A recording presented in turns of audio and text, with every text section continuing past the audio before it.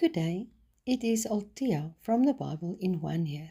Today we spend time in Deuteronomy 2, the God of closeness. In the previous chapter, Israel traveled through the desert from Egypt to the edge of the promised land. God said, "Enter and take the land," but Israel let fear stop them from being obedient. Instead, they listened to the bad report of the spies. They murmured and rebelled. Therefore, God sent them back into the wilderness. Israel realized their mistake and chose obedience, but it was too late. They had to wander in the wilderness until that unbelieving generation has passed.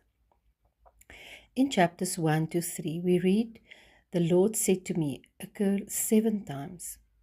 Before Moses' death, God gives him a prophetic role as God's spokesperson. In this chapter, we find important points to take note of. One can postpone obedience for many years, but God will bring you back until you are ready to trust and obey.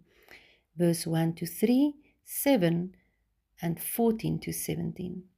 Secondly, God is a God of details. The new believing generation of Israel had to pass through Shur.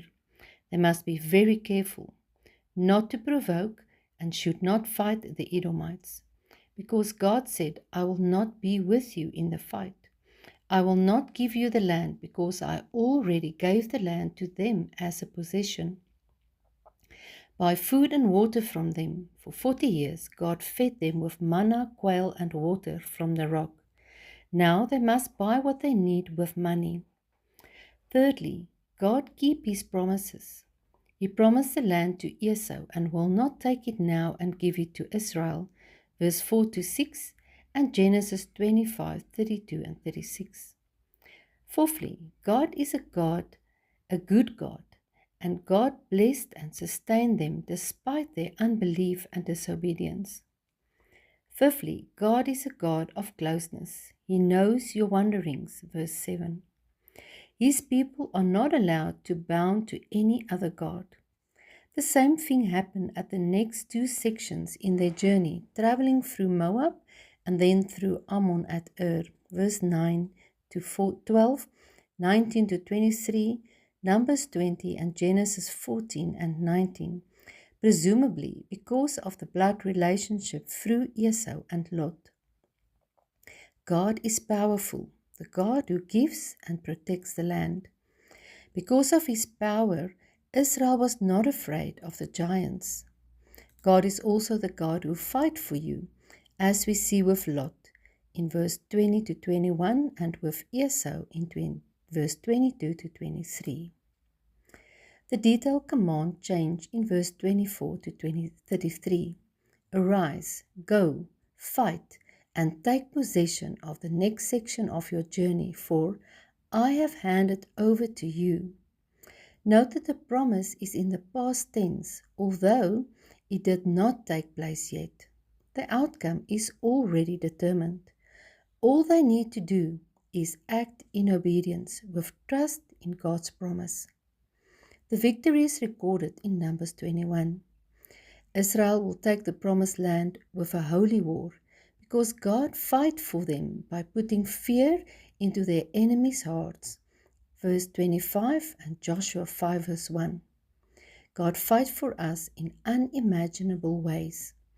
Here He fought by putting fear into the enemy's hearts and by hardening the king's spirit and to make his heart obstinate. The same thing happened with Pharaoh before he allowed Israel to go in Exodus 9.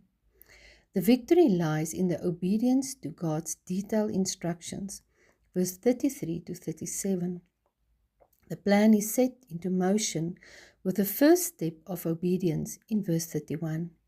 The chapter ends with Israel's testimony that no nation was too strong, nor city too fortified to conquer. The Lord handed over everything to us. The lesson to learn here is to trust and believe in God, to have faith in His promises. If He said He will do something, He will do so. Not to give into fear and not to be dismayed by unpleasant or difficult circumstances. to be obedient to the details of His instructions, to know that God is good and that God's plans for you will be prosperous. In relationship, to know Him as a God of closeness. He knows our ways and He sustains us. To know Him from Scripture, that He is powerful and that He fights on our behalf. He fights for us by securing favor for us where we need it.